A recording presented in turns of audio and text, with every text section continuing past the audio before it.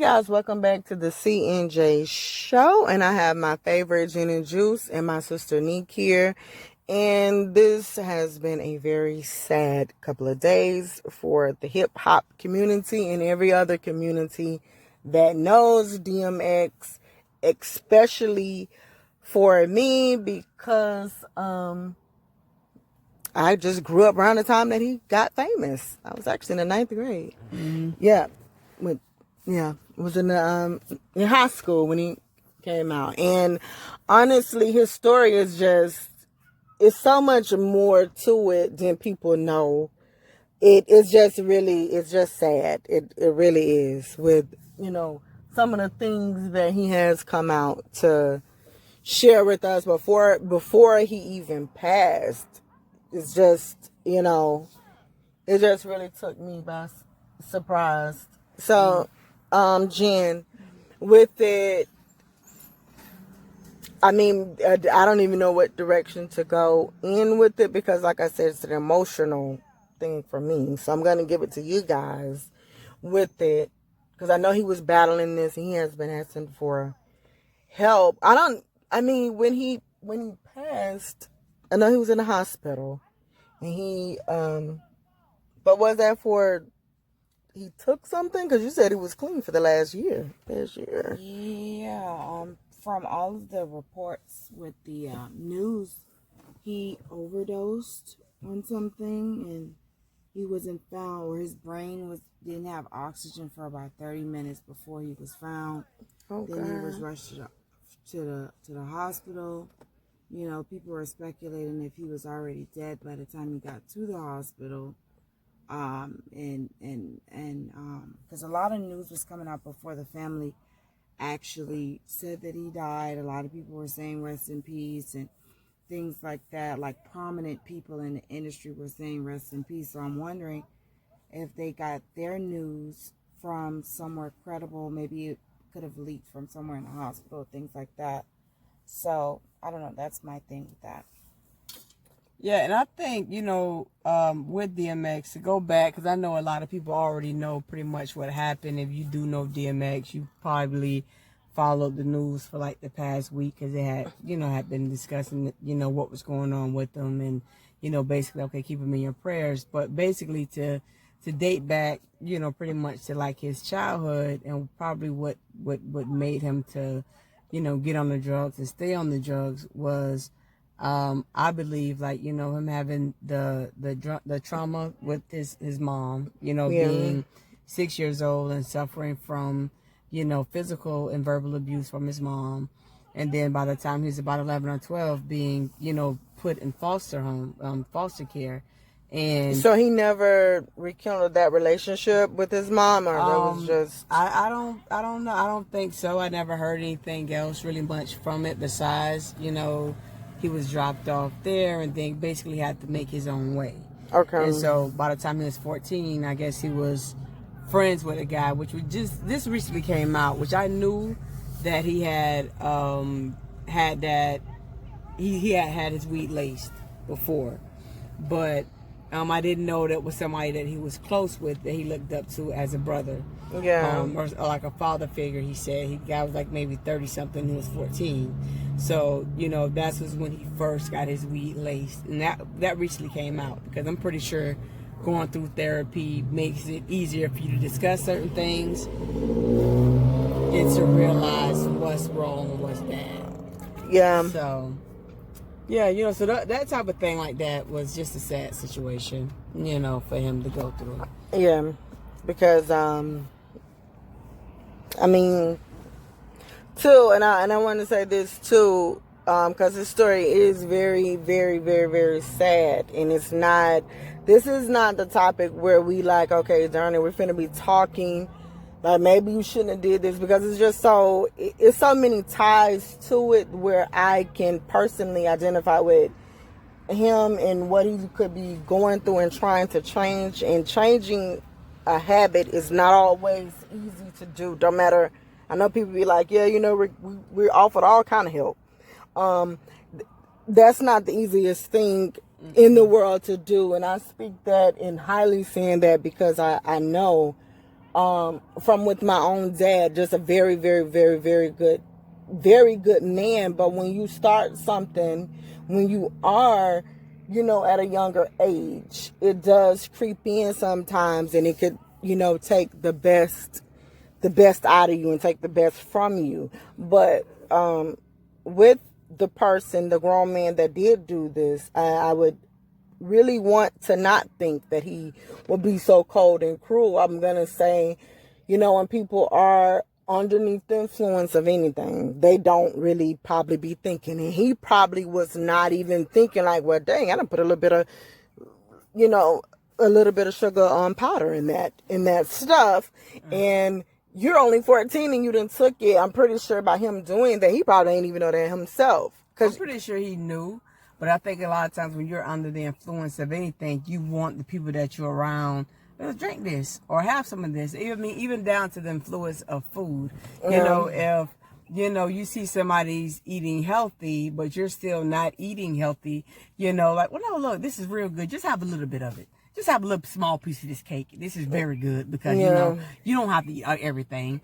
But, you don't realize if somebody already have an issue with food or with dieting or whatever, because food is also an addiction of its own. So it's like if you already see a person that's struggling with this, you don't know of them having that one little piece of cake today. Now they done fell back off because now, I do got a taste for some cake tomorrow. Now. Yeah, because and it's always a way to bring something. Okay, you know what? I'm going to just have a little piece. That ain't nothing, girl. Go ahead on and just give me that little piece. But two, which I know, it's different type of people out here in the world. But one thing I can say with my dad, and we was grown, if he was to drink or smoke, he would put it out or put it behind him so that way we didn't even see it. He didn't want us to see that. And to me, that means so much because you see, sometimes when whether you're a parent, an adult, is like, listen, I'm an adult. Okay, that you're supposed to be drinking, smoking. That's on you. I'm doing what I want to do. Now you came out here where I was, so I'm gonna keep drinking, smoking. But with his with it, I just think it was very bad, and also I feel what you was gonna say. I wanted to say too. I saw a lot of people online was saying, "Oh well, for all of the people that saying, it's so sad what happened to him. What about the people that were close to him and they didn't do anything, X, Y, and Z?" And I think a lot of people don't grasp the fact that drug addictions or any addiction, alcohol addiction, food addiction, whatever addiction it is bigger than a lot of people. Yeah. And I think you have to seek professional help. And even still, then the chances of somebody, getting clean and staying clean is so thin. Yeah. For it to be blamed on the people closest to him, I don't think that was fair at all, because at the end of the day, a person is going to do what they want to do, you know? Or not even that. Sometimes you get in a certain place and you fall back to those vices, those things that comforts you and those things that He said that he was, 12 years old or something like that? 12, 14. 14. Around that age. When somebody, laced his weed with crack and, that's basically his entire life. Yeah, and it gave him a feeling, but especially dealing with that hurt and that anger and that frustration with not having, that parent, and never, like you said, he never had a father, so that way he didn't have brothers, so that was his father figure. So, of course, as you got older, that hurt you knowing that somebody did that to you, but that you looked at in that way. So I'm pretty sure you fall even harder into addiction as you get older and you realize what this person have done to you. But I think, a lot of people don't really understand addiction. You know what I mean? Because I feel like everybody look at addiction as, it's just something you can stop. You could just stop whenever. And if that was the case, we wouldn't have so many overweight people in America. Yeah. You know what I mean? Or anywhere for that. We'll have more faithful people. But I think people don't understand. Yeah, because there's all type of addictions. Sex addiction, drug addiction. You have all type of addictions, and people don't understand that it's not as easy. So I definitely sympathize with the people that suffer with whatever the addiction might be, because I do understand it, whether you know, it be food, whether it be alcohol, whether it be drugs, And whether it be painkillers. Yeah. You have, you know, And that's sleep aid medication. anything. So anything it is, it's not easy. Now this is the reason too why, guys, I do feel like, I know some people be like, oh yeah, you know what, we're gonna give tough love. And you know, I know that it was one time, you know, I was one time, you know, we had this little thing we were doing for, you know, the community or whatever, and we were saying like how we was gonna give. You know, certain people felt like, okay, we're going to give tough love. You give them tough love, they got to change. And I stood up, I'm like, no, there's no such thing. I won't be giving tough love, because you have to understand an addiction has nothing to do with tough love. That is something that you didn't got exposed to, and it takes over you. So if you choose to say, okay, you know what, I'm not going to give you no money, I'm not going to do this, and I'm not going to do you, that doesn't help the person. It doesn't. Well, I'm going to stop you there, right? Because we do have, it's all three of us, we do have three different opinions. Yeah, I said me. Yeah, so that's you. But Yeah, you got to that was understand me. something, too. For other people that might be listening, and maybe you are giving, you know, your family member money, or your friend, whoever, or maybe you are giving them shelter. Maybe you are doing this, that, and the third, and that's not working, right? You do have to try different avenues. It's just like losing weight. You know, you know, maybe you're doing a low carb and high protein, and maybe that's not working. Maybe you're doing intermittent fasting, and maybe, you know, you have to try different things to see what works for you. Now, you know, tough love may not work for everybody, but being what they would consider an enabler, that may not work for everybody either, because you just come and giving me everything that I'm asking for. I fall further into my addiction, and you don't realize it, because now I don't even have to work, because I can come to you to give me whatever it is that I But need. yeah, no, not like that. So not saying just give you everything where you don't see growth, but I am saying from, you know, people that could probably struggle with certain things, to say, okay, you know what? Because some people do have that attitude, like, I'm going to push you out. what? I don't feel tough love works. I don't feel like being an enabler works. Nothing works.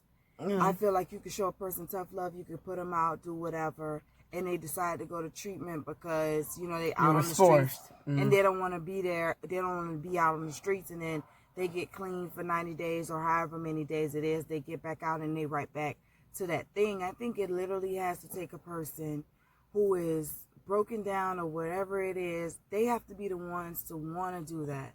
You get what I'm saying? Like, I don't think you can do anything. I feel like people love to feel like certain things are within their control, or maybe if I do this, this will happen, or maybe if I do that, that will happen. It's not. Drugs is too big of a thing. It's too. It literally takes over your entire life. Yeah, it's bigger than us. You have to be the one to control that beast. Like, no outside entity could control that. You have to be the one. I don't feel like anything works. Yeah, and it don't. It doesn't. Nothing doesn't work. And saying it too, you know, not to this little thing, okay, this don't work, whatever. Now, like I said, you know, for me, I'm Christian, and if you guys are whatever you believe in, you guys can go to your God and I go to mine.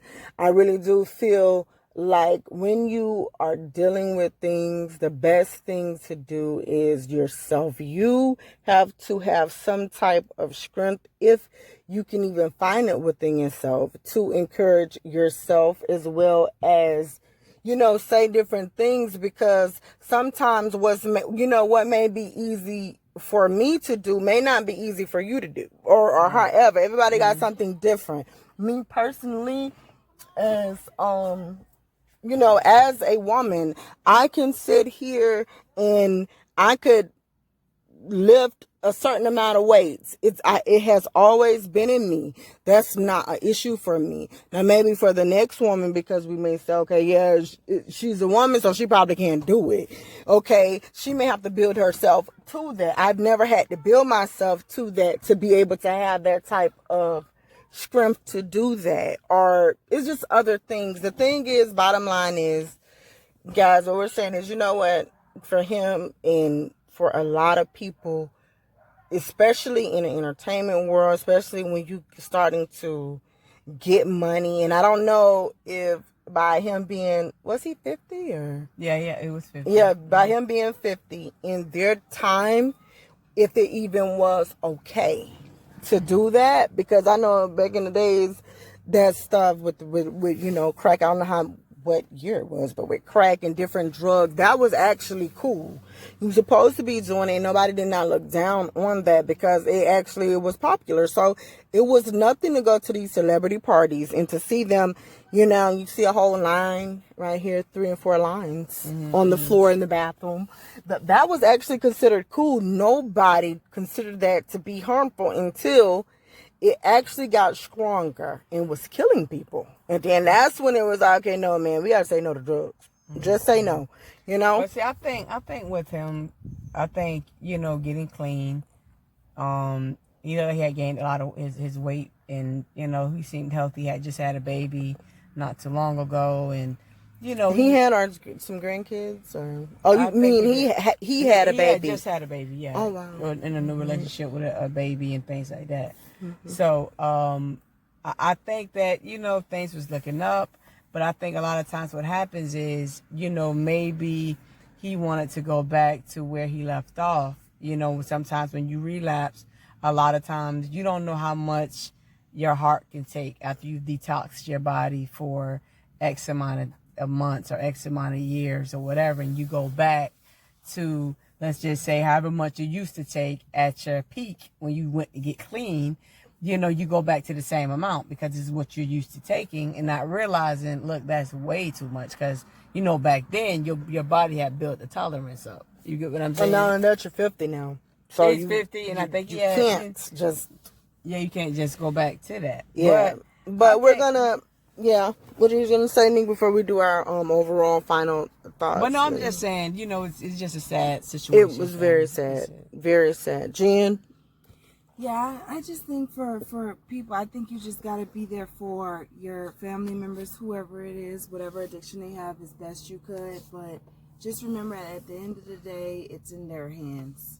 Yes, and yeah, and it is. And guys, too, you know, however you choose to do it, when you call a person, you really do continue to show them that, you know what, you could do it. You call them, you show them, listen, you're way above this, what's going on with you. And you continue to show a person love. You don't have to do it with financially, like, okay, yes, I'm going to give you $10 so you can just smoke this here. No, listen, I love you. I want you to I want you to hear that, because when people start not hearing things, it drives them deeper into what they're in.